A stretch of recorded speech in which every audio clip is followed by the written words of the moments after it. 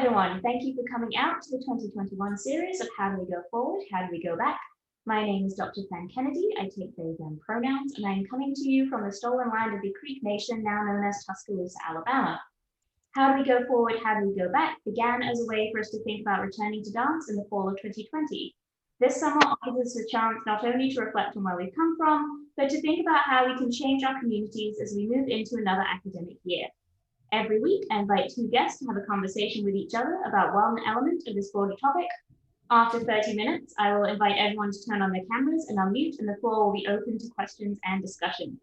This week, we're talking about what it's like to be a Black professor right now, and our guests this week are the wonderful Jaslyn Gowdy and Mr. Alvon Reed.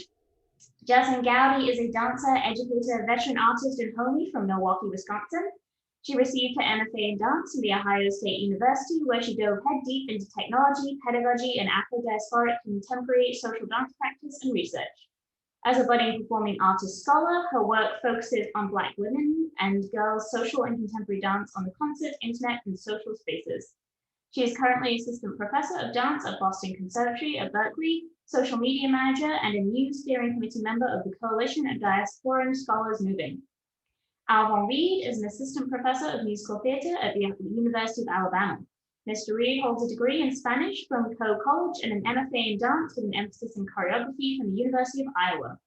As a professional artist, Alvon's performance credits include Nike, Puma, Levi Jeans, Microsoft, Norwegian Cruise Lines, Inland Pacific Ballet, Nevada Ballet Theatre, Opus Dance Theatre, and Jennifer Muller, The Works. As an instructor, Mr. Reed has taught at prestigious dance institutions, both nationally and internationally, including the Milwaukee Ballet School, the Ailey School, Butler Ballet, Tanzprojekt München, and Theaterakademie Prinzrennen in Munich, Germany. Did I get those names right?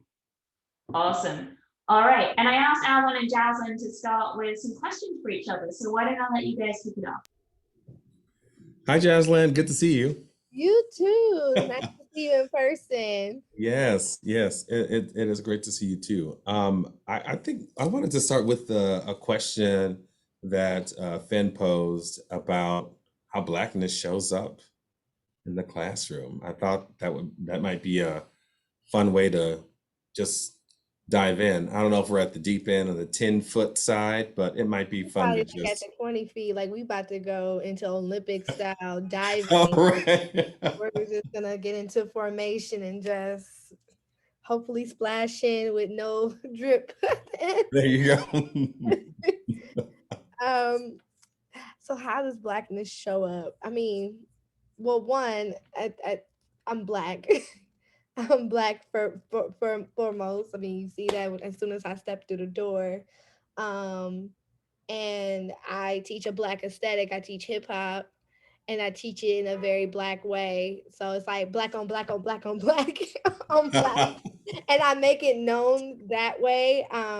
So if I have to be very specific, how I dress, I have come to the part of my life where some parts of like tone policing or respectability politics I have tossed to the side. I understand that I was raised in some of those mannerisms for survival as well as to advance me in certain areas, career wise as well as social wise. But for me, I saw for myself and kind of like where I'm moving that it wasn't necessary. That if I can't be my fullness of who I am, then there's no reason for me to be in this space. And even in being in fullness doesn't necessarily mean that I like toss it away and like shoot down the respectability politics. It's just more so recognize like, oh, I had to shed this part of myself or turn off a little bit of this side of myself in order to be accessible in this space. But I make my classroom, I let it be known like we are learning hip hop dance how I learned it, which is street, club, socially. So the activities will be social. I don't like to use mirrors, but if I have to, we'll use the mirror. You know, I will give you a step by step just because, yes, we're in a studio practice. Here's your step by step, but then I'm also going to ask you to repeat it and see how it happens. Repetition, it's always moving. And I always give my students a PDF copy of what makes that Black, which goes Mm, through like each of like polyrhythm, polycenter, mimicry, or improvisation. Like it breaks down each definition of like this is what makes it Black. And I tell them like, well, repetition is not for you to keep constantly repeating and giving me the same thing. I'm giving you a repetition motion so you find something new, or for you to find a discipline of doing it again. Y'all want to dance for repertory companies? You're going to be doing these reps 20, 30 times a season, each season. So, Yeah. yeah, what No, about That's you? no, that's beautiful. Thank you for sharing. Um, so I think for myself, I think when I walk into the room, first I come in as a male, and then the second thing is coming in as a black male, and sometimes that can be triggering for folks. And you mentioned early brilliantly is sometimes you have to tone down a part of you in order to make yourself accessible to others. Um, but I do believe that there's an importance of stepping into a space, being authentically true to yourself. And like you, I work under the African diaspora, so I teach jazz, and I'm teaching jazz under musical theater or with musical theater with the genre, and so that has its own set of uh, rules and also has its own history. And so there's a side of jazz that I want to make, I'll say this: there's a particular aspect of musical theater, especially the Africanist presence in musical theater. I want my students to know about because I think they should be aware of it. They should know its history and how its history influences what we do in musical theater dance today. Um, but as you said earlier, when you show up in a room, you are black, so there is, I think there's also an expectation of knowledge that you are required to have. Of course, people in our positions, we are expected to know a little bit of everything. I know Like, it's hard. It's, how? it's, Why I it's, gotta know everything? I know we have to know everything, but I think that's also the fun part. And I think what really makes this experience exciting for me is I get to be who I am. I get to show up as a black male who practices jazz and musical theater genre, uh, but also I think about using jazz and jazz culture as a tool of creation, as a tool as an educational tool, um, but also as looking at jazz as a way of life, and what does that mean, and how to help students create the culture and the community that surrounds jazz and jazz culture. Really, I really enjoy that, Yeah. and finding different ways to incorporate these aesthetics. So bent knees, polyrhythm, the body, the drum, the spirit. Getting students to think about jazz in that way because it is a community-centered dance form. I think Yeah. before the integration of ballet. That's a whole other topic for another I day. mean, but the thing is with that is that because I work at a conservatory, I mean, our students take a plethora of different aesthetics, and like even for me, explaining to them that hip hop is in the lineage of jazz Yeah. and salsa and West African, and that the sense of this straight leg that you keep giving me is coming from something, and Yeah. I want you to like recognize like where is that something coming from and why are you so resistant to Hmm. bending your knees. What is your resistance to dropping down low and picking it up slow? Like Right. what is your resistance? Like, there was a TikToker, I can't think of his name off the dome. He's going through a, okay, disclaimer, I am a lover of dance, but this specific TikToker, he's on his anti-ballet realm, and he's like giving out history. And I understand that Dr. Brenda Dixon Gosshield wrote an article about the Africanist aesthetic within Balanchine. Yep. And like Yep. it, like when he said it, like it clicked in my head, like, oh no, ballet didn't really have this super elongated fourth position, this super like downward bent knee. They didn't really have like these flares and like waves in their arm, like that. It is the Africanist aesthetic. So like I Yep. try to tell my students, like, you've been getting whiffs of Blackness even within your other classes, Yep. your your what is it, release technique. I Yep. need you to have release technique when I'm asking you to do a drop spin in house. I need Right. you to have this extra elongated fourth position when I'm asking you to like do like a windmill on the floor, something of the sorts of random choreography. And so it's just trying, I just trying to get them to connect all the different influences that they have in their aesthetics, and where to see the Blackness that they've experienced, even though it may not say like this is black. know? Well, thank you for placing that article link in the chat, Finn.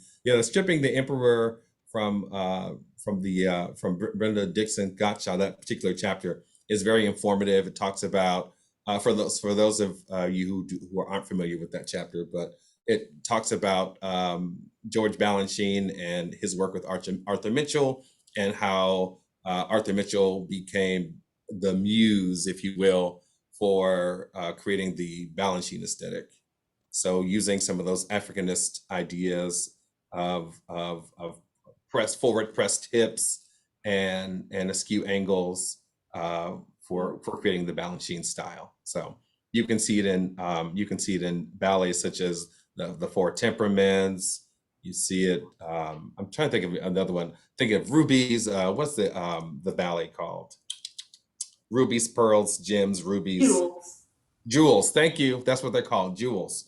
So there are a plethora of Balanchine ballets where you see these Africanist elements displayed in all of their splendor. So yeah, I'm glad you brought that up. Yeah, this is jazz, jazz, jazz. I know. Well, but going back to the idea of community. Um, One thing I've been trying to do is move away from, especially in teaching, is to create more communal elements, but also that, and also changing the warm up, how I do the warm up. And so I remember taking jazz as a younger, taking jazz classes as a younger dancer, and we would have these almost like 50-minute warm ups. Now, although they were great, I learned later on that maybe we can find a more efficient way um, to create a warm up that gets everybody ready in a short amount of time.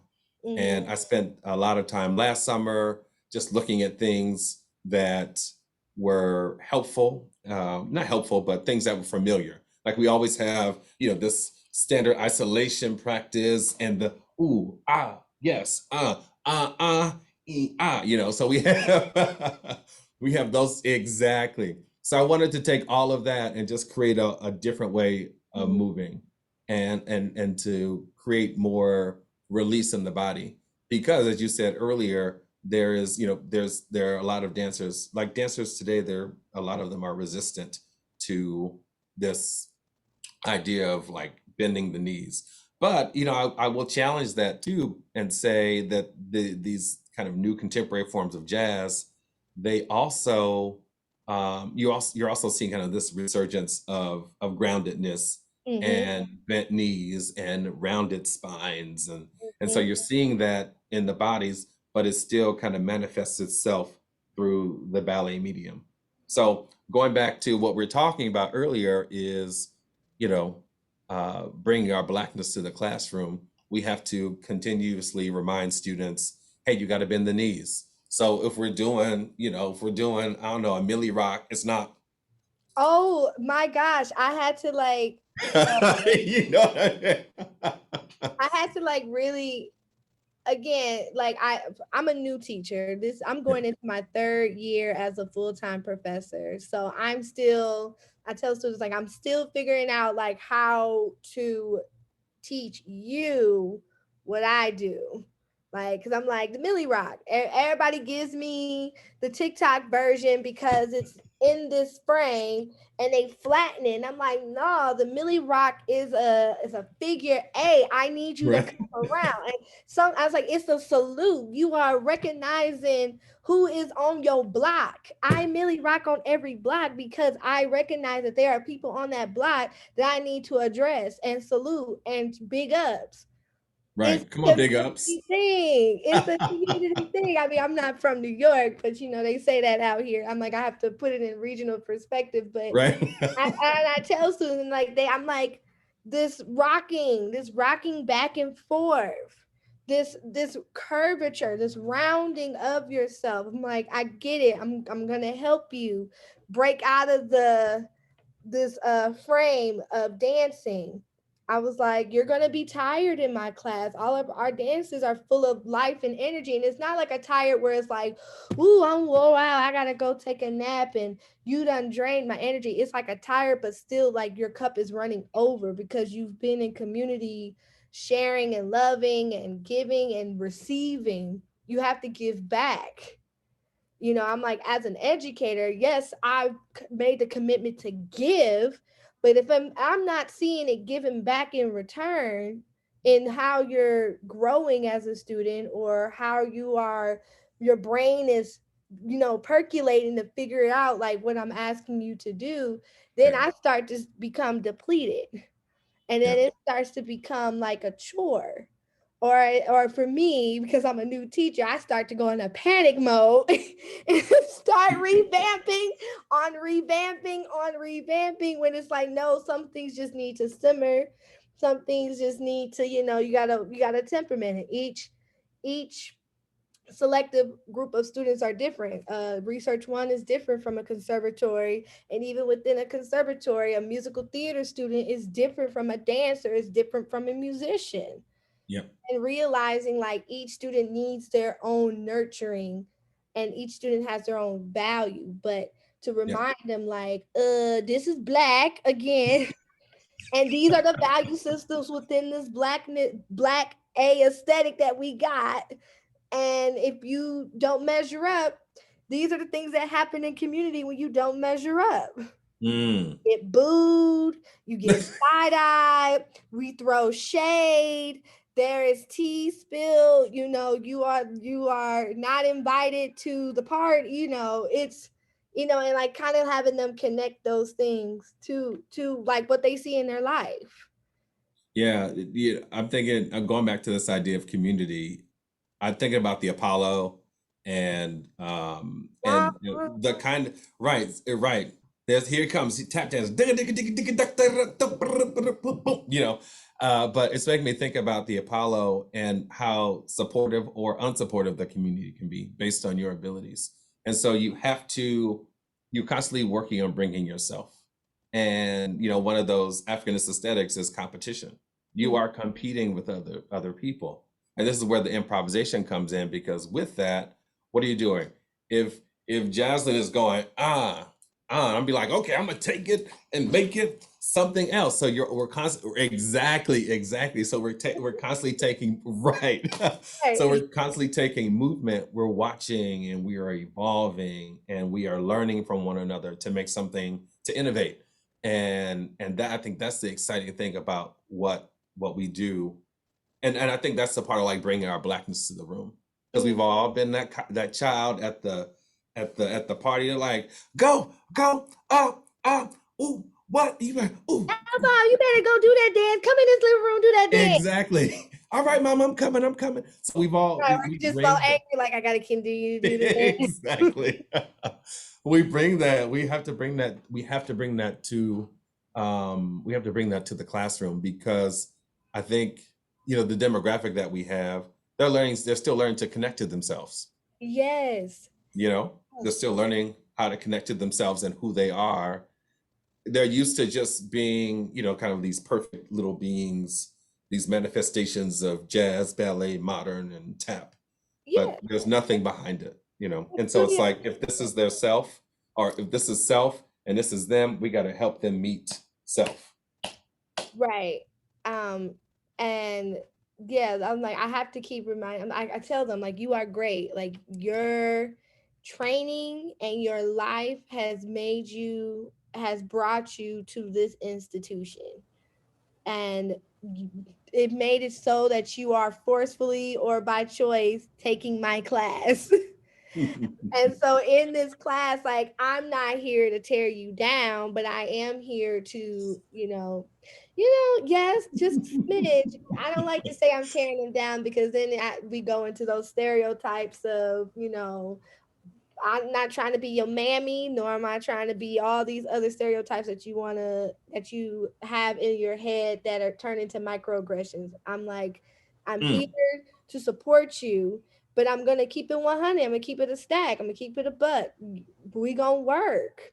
yeah, It's gonna be work, and how I talk is how I talk. I mean, most of them are like, they equate it to TikTok language, and I'm like, no, it's black. Like the things you saying period or her, okay, on all that. That's we've been saying that, right. but I did realize for myself, a lot of students want to learn how to twerk. And like I tell them that I leave it to the last lesson and I base it on whether or not they can actually truly handle it, just Yep. based on whether or not they like themselves. Like, how are you nitpicking yourself in the mirror? If you're already nitpicking yourself and I'm teaching you how are you nitpicking yourself when I'm going to ask you to shake your derriere, especially for some of you who are coming from environments who may be very religious or very conservative Yep. and whatnot. And yeah, it's that I see that separation of like their dancing body versus who their true self is. And I'm like, in order for you to twerk, they got to be in a line and unity and working in harmony, rhythmically, arrhythmically. And if Yep. it's not, you're gonna have a hard time. And the mirror don't tell no lies. Or as what Janelle. I gotta jump in for a second because I want to give you a heads up. We have 5 minutes until the official stop time. Because Oh, we haven't wow. had issues, we might run a little over, or at least before the Q&A time. But I'm just sitting here enjoying. But I do want to say, well, you haven't really touched on, what happens when you go out the classroom? Yeah. Mm. And so I don't know if you want to stick in the classroom and stay there solidly for a little extra, or do you want to flip around and go out the door?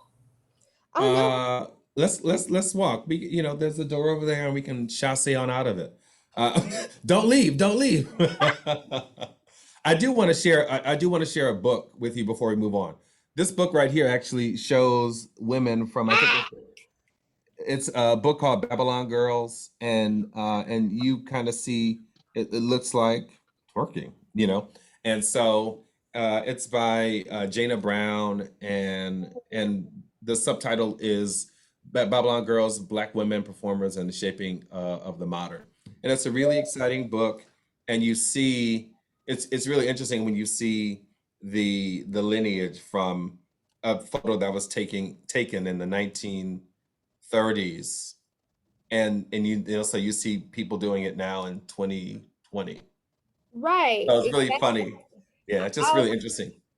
Yeah, I mean, I go back. I tell them, I was like, your parents was probably up in there twerking too, even though it probably wasn't called a twerk, because there is a specific technique to twerking that lives in New Orleans bounce. You Right. twisting it and working it, you twerking it, but everybody got a booty dance in they culture of some sort. So I always tell them, my Janelle Monáe quote, the booty don't lie. The booty's not gonna tell you a lie. The booty gonna give you what it's giving. If you got some insecurities about your booty, that's where it gets tensed up. Some of us tense up in our neck. Most of us tense up in our booty. So Mm. you got to be in alignment. You got to be one with yourself. Allow that thing to swing and throw. No matter if it's a pound cake or I have pancake. All that is great. All of it's good. I'm gonna shift us. How do you how do you for you what do you do for work-life balance? How do you manage that? See, we're still working. We're in a working progress of work life balance, to be honest. Mhm. Again, and I'm being honest with myself. That's one thing that I have to do, being more honest with myself about the realities of the situation. in the pandemic, because I'm such a giving person, I gave, I like extended my boundaries, I extended myself to like giving to my students and to the institution, just because I'm like, they need these services. They need Mhm. somebody who knows technology. I know technology. They need Yeah. somebody who is empathetic and caring. I'm already a naturally nurturing person. So I realized that I was giving so much to Uh-oh. Is Jazz on the the phone? time of what we're. Am I back? Am I back? Oh, it said internet connection is unstable. Okay. It's a You're storm. back. It's a Yeah. storm of brewing. Okay.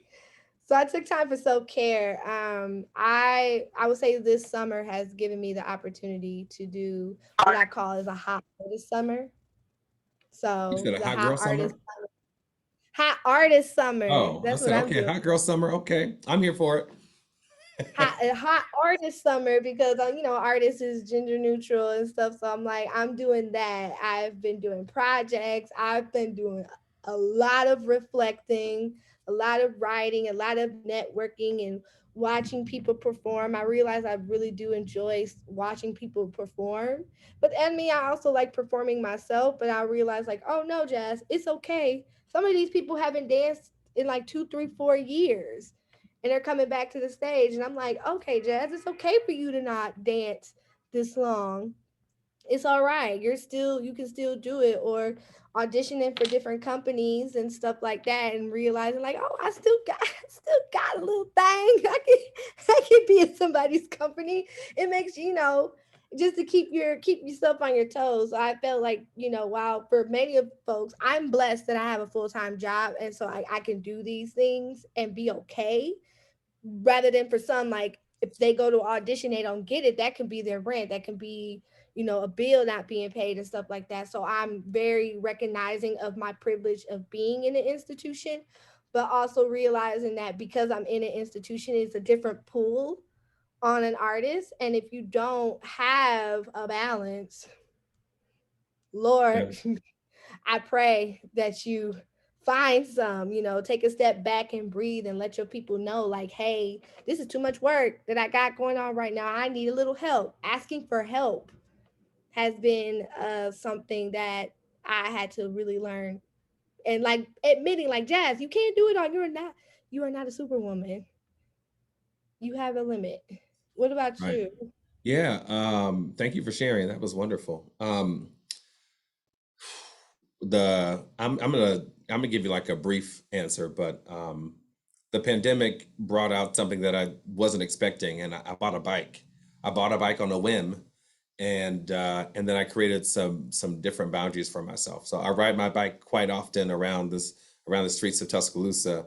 So much so that when I ride through certain neighborhoods, people recognize me. It reminds me of a commercial from California where I grew up, and it was for Channel 7 News, and you would always say, they would always say, there goes that news van again. So I would always say to myself when I run through the neighborhoods, there goes that man on the bike again.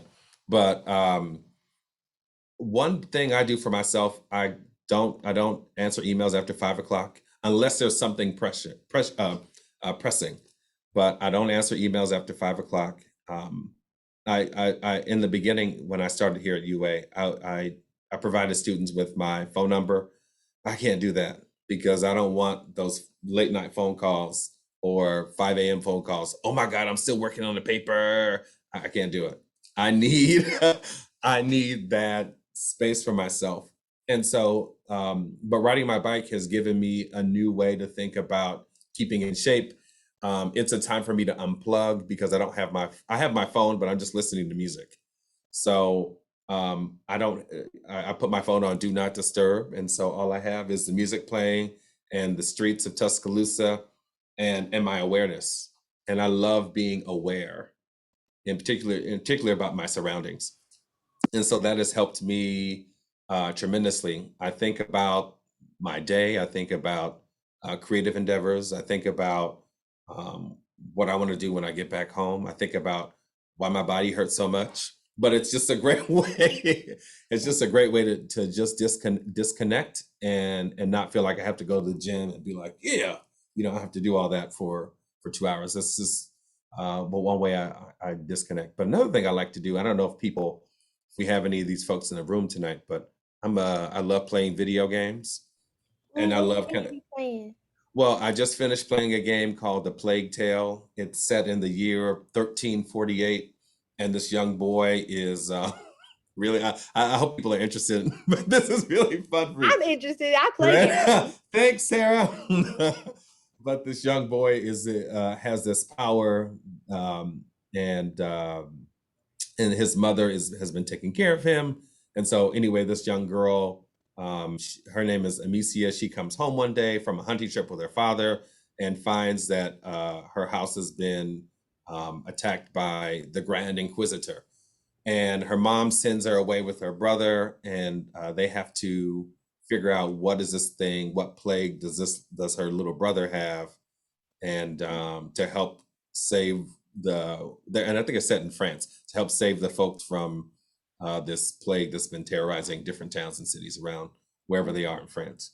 And it's been fun. I beat it today. I beat the Grand Inquisitor, and so I was like, yeah. So, Yeah, but yeah. I like to do things that are completely different from dance, because I think over the past year we've been inundated with virtual work, and I don't know if anyone else feels this way, but I kind of didn't want to see anything else. I didn't want to see anything else uh, that was triggering, that was negative. I mean, of course, there are a lot of things happening with Black Lives Matter, and there were uprisings everywhere, and I think for me it was too much. And so riding my bike and playing video games allowed me to kind of step back for a little bit and find a new way to connect with myself, and and then also find new people to connect with. Now Finn and I play video games together, so it's just another way for us to connect to each other without being academics all of the time. Because sometimes you just got to take that wig off and toss it. Yeah, Okay. yeah. Well, you speaking. Oh, Fen, did you want to say something? Take us home, Jaslyn.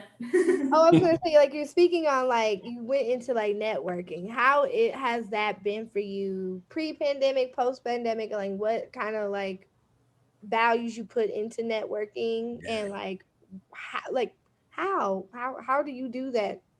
I'm gonna Yeah, pause. I'm gonna pause for a second. I'm gonna let that be the first question of the Q&A, because I think great. it's a great one, and I was also trying to push something in that direction.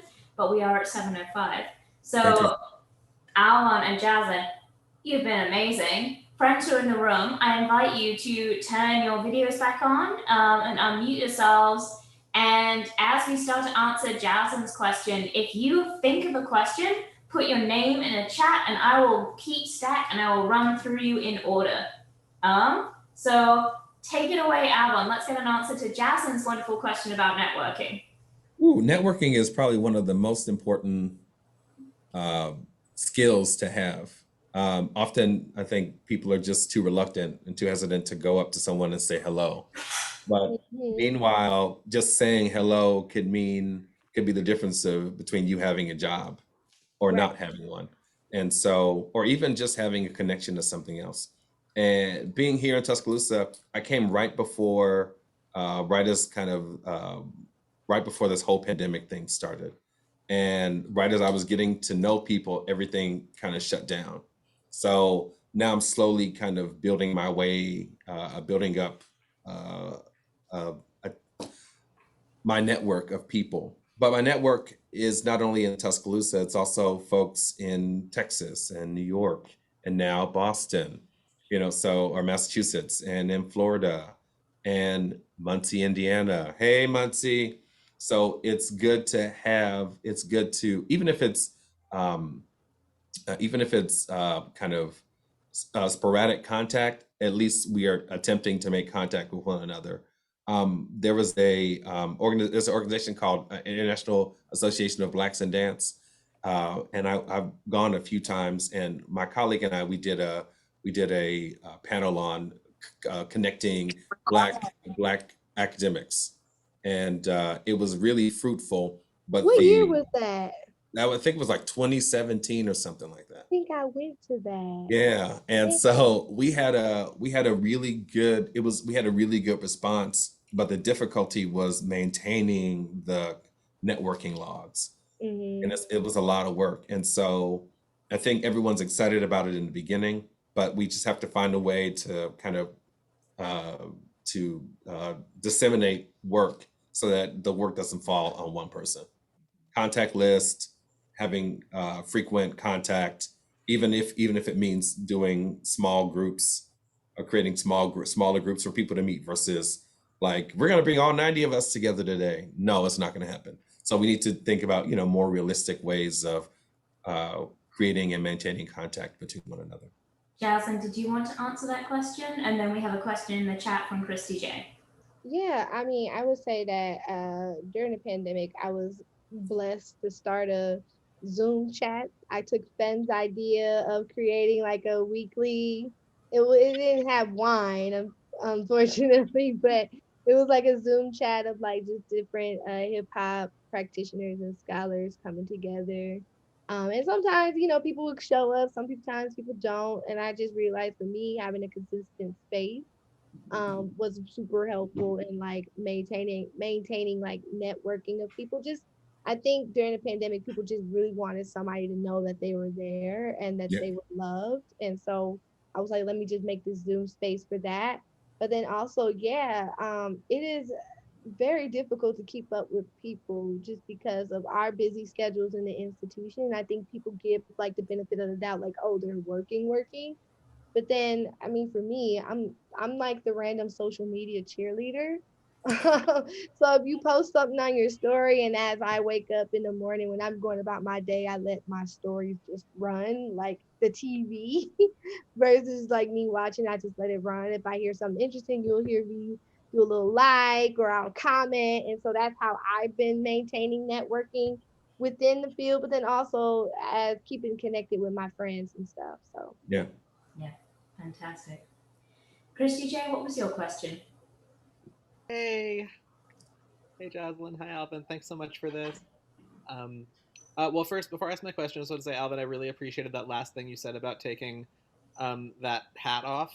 Just today, I was thinking of why I've been avoiding colleagues who are also friends this summer, and I realized the request I need to make is, do you want to hang out under the condition that we don't talk about work? Um, Exactly. like push that it's gravity. so hard. It's so hard. But I think I at some know. point, yeah, I'm sorry. Go ahead, Christy. Oh no. Okay. We can stay on this if you want. I just had another question. Yeah, No, no, good question. go please. Go ahead and ask your question. Oh, okay, sure. So I was still formulating this, so I don't know how clearly I'm going to ask it, but I'll do my best. Um, what what would you like to see, and also specifically not like to see from non-black faculty colleagues, to help normalize and create space for um, blackness and black pedagogy, speech, ways of knowing and thinking in faculty meetings in our classrooms, etc., without crossing a border, without crossing a line into cultural appropriation or even minstralization of blackness. Woo! I need some wine to answer that. That's a great question. It's a heavy question. I don't know if I'll fully answer it. And Jaslyn, whenever you want to jump in, I think Jaslyn is thinking, right? uh, hmm. I mean, on a basic surface level, I just really want my non-black colleagues to just acknowledge my presence in the space. Yeah. Like a Great. simple good morning, how are you? How was your day? When I walk up to the building, now I get it. Me personally, I look like I can blend in with the college students very easily. So I get that. But then also, just in general, like speaking and acknowledging that I'm there. Also, yeah, if you're teaching a subject, especially if you're teaching like a history, theory, literature subject, can you add a little black to the class? And not Mhm. just the black people that we all know and love. While yes, we need to talk about the Black folks that we all know and love, like the Alvin Ailey's and the Arthur Mitchells and the Catherine Dunhams, but also, you know, can we talk about other folks as well? Yeah. Um, and when asking of your colleagues to, hey, do you have a book that I can add to my thing? Can you at least take me out to get some wine, butter me up a little bit, acknowledge that I too have to know my stuff and your stuff, because your stuff connects to my stuff and my stuff connects to your stuff, but it's easily erased to where you don't see the connector. So, Yeah. a little bottle of Merlot will help for me. Jocelyn, that's a great answer. I feel the same way. I think there's so little dialogue that happens. I think once we get to the schools, once we get to our respective institutions, folks are really excited that we're there. But then everyone does this. And so we kind of forget, oh, they got it. Year one's over. Oh, they know everything now. No, we don't. I'm still trying to figure out who the students are. I don't know the students' names, but I think ways of socializing, in particular uh, with program heads or even whomever, just finding ways for people to connect, um, and in a way that is not always about being an academic, just on a personal level. Who are you? Where you're from? Tell me about whatever. Um, but also, I what was that? Sorry, I got nervous. So I don't know what that was. there was a snap from the other person in my screen. Oh, Yeah. oh, okay. Hey, Snap. Thank you, Snap. Yeah. We've But got we've got Daphne Lee saying in the chat, also making sure when they bring in BIPOC in as a guest that they acknowledge why that guest presence is needed in that space, not just to say we brought in a BIPOC person too. Thank you, right, Daphne.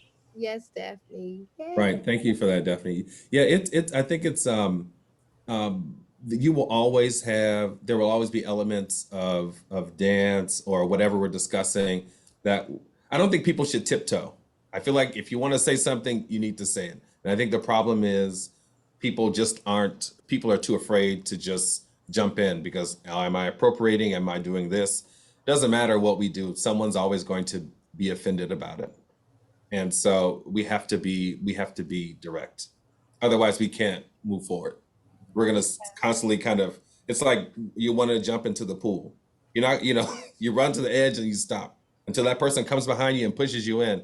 Then then we're really making some kind of progress. So we all have to. I think just being direct is the way to go. I'm Mhm. thinking back to what Jaslyn said actually about every student needs to be individually nurtured and brought forward and raised up and connected. If I flipped that and said, what if every professor needs to be individually recognized and raised forward and brought forward and protected? How would you want that for yourselves based on where you are in your academic careers? Well, we're these people who have to be these purveyors of knowledge and mystery and everything, and the focus is always on the students, and so it's rarely flipped on us. And so I think maybe finding ways to get our students to connect with us, or I don't know, like a round robin something, but hmm, I I don't just want know. a party. Yeah.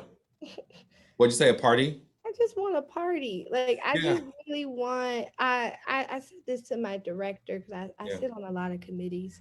I was just like, we have to dream and imagine what we want for our day to look like at our institution. This is my ideology coming out. Mhm. And so for me, I see at my institution that people know who I am, just bare minimum. That is Professor Jaslyn Gowdy.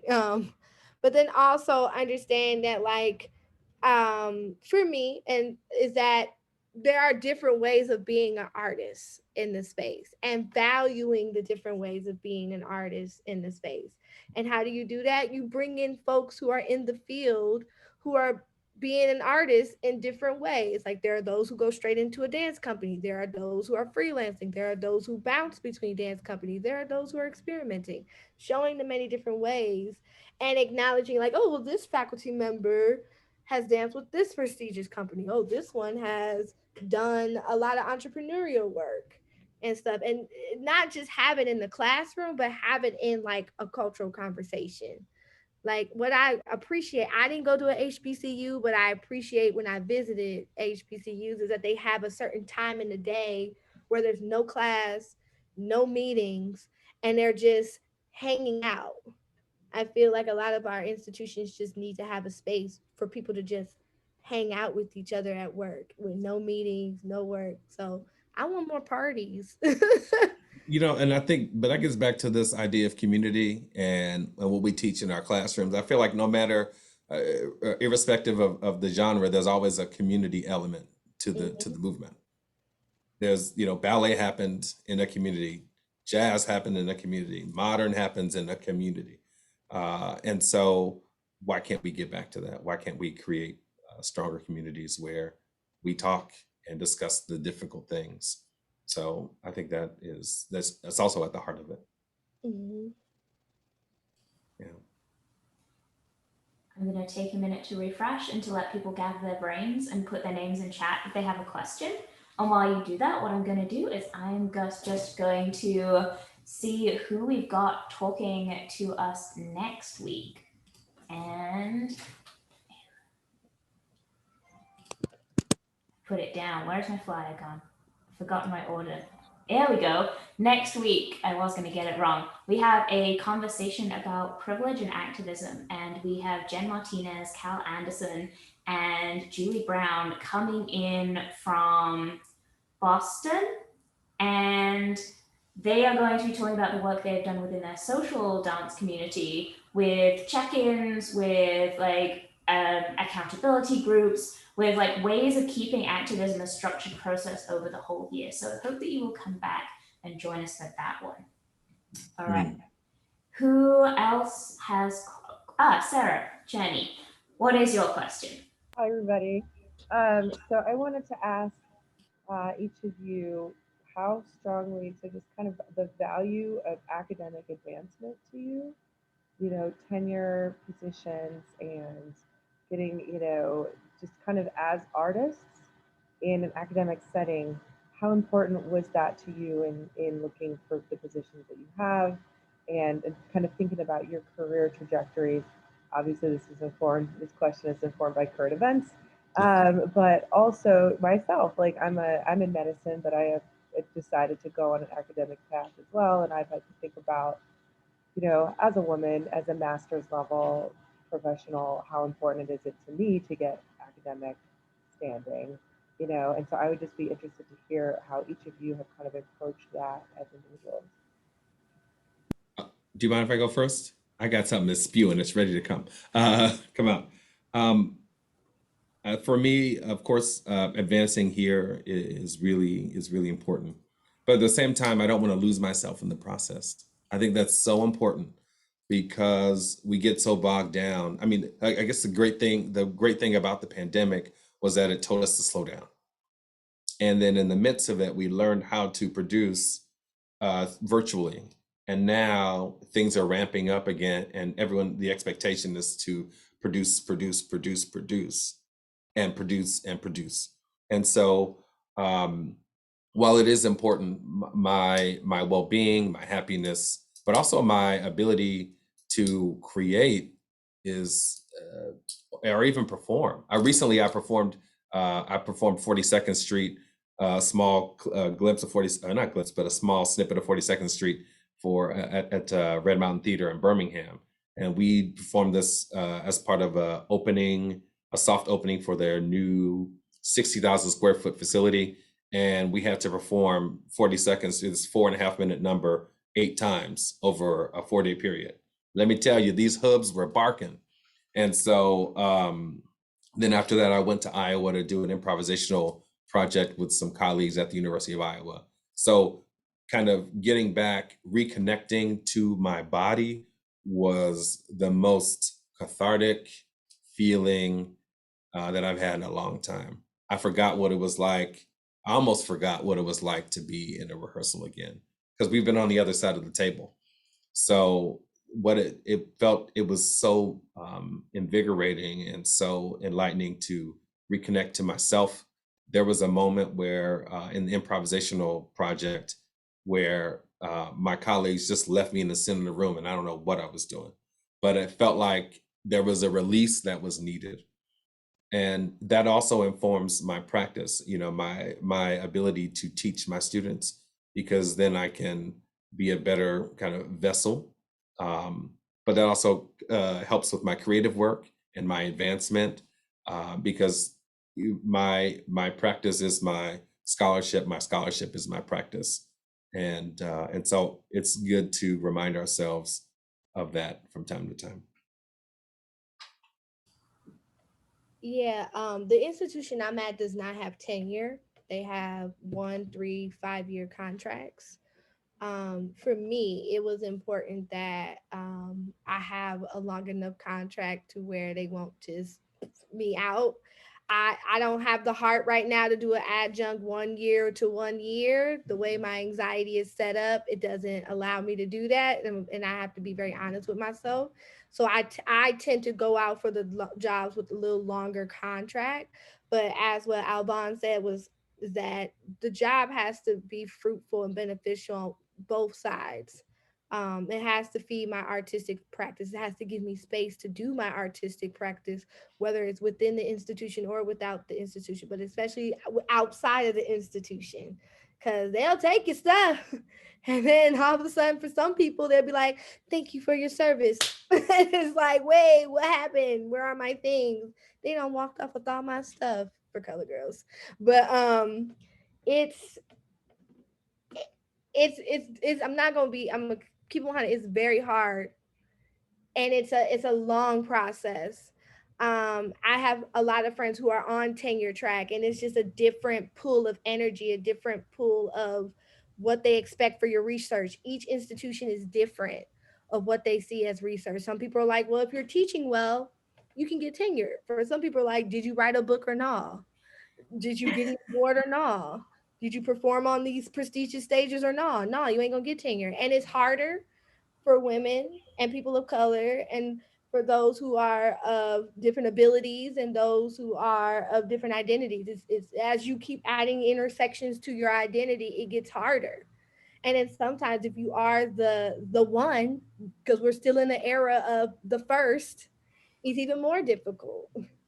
So I always tell people to try to get a squad of folks that you know who are in the academy to help you out with your cover letter and your CV, and running those lines of, what is your value? What do you want to get out of this institution? Because it's not about you just teaching. It's like, what can this institution do for you? And specifically my institution that I chose to work at, their resources are dope, and I get to use them.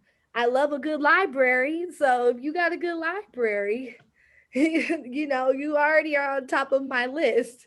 If I can collaborate with other colleagues, boom. If I have time to do my dancing thing, like I get my summers off and I still get a paycheck because, you know, it works, So it's sitting down first with realizing your values, and then also allowing those values to shift as you realize, like, I thought I can teach at night.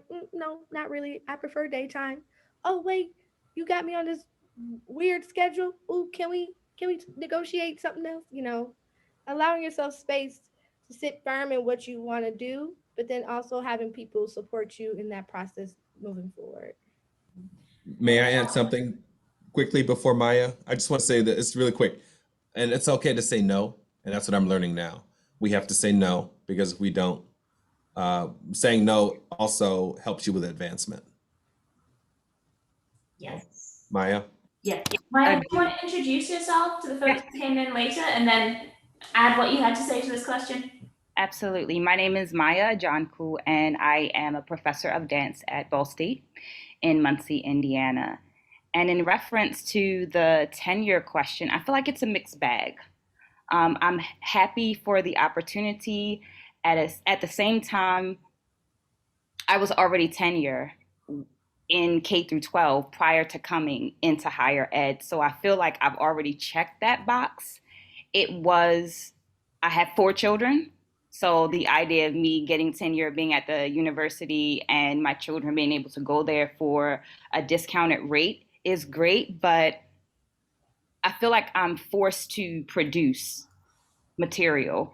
And I'm trying to think of the article, but there's this saying that when you are forced to mass produce, your artistry loses its soul. And that was part of the reason why I came out of the K through 12, because you always had to do the spring recital and the winter recital and a recital and a recital and a recital. But I have to produce in order to get tenure at my institution.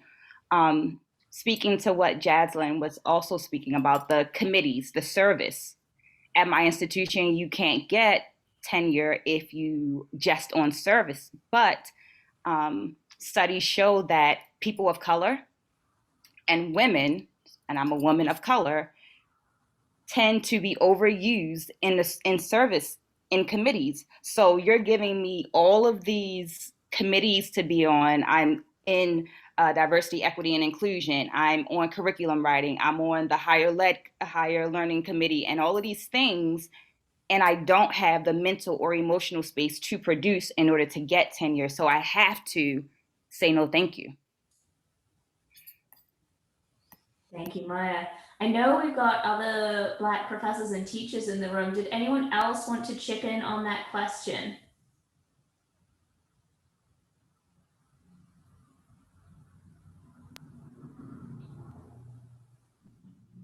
All right, maybe. So I'm going to say that we are.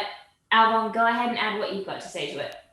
Well, no, Maya, just you have support. So you know, whenever you need something, I'm here. Jaslyn's there. I'm putting Jaslyn in. I'm volunteering Jaslyn. Yeah, and Yes. also I would shout out a resource, but go ahead, Alvon. Yeah, I threw out a work called cultural taxation. I don't know if anyone's seen it before, but it's worth looking at.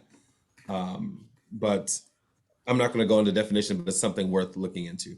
But yeah, support systems are really important, and the more we can support each other, even if it's a hello, I'm checking in, how are you?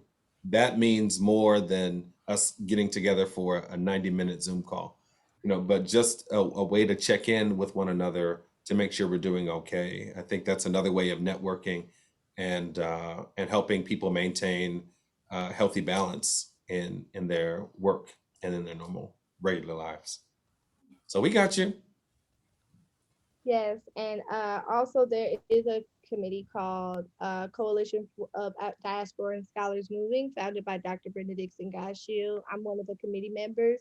Basically, it's for diaspora and scholars, not only in academia, but also makers, movers, administration, etc., who are dealing with issues, whether it be racism, microaggression, questions about tenure, applying for jobs, etc.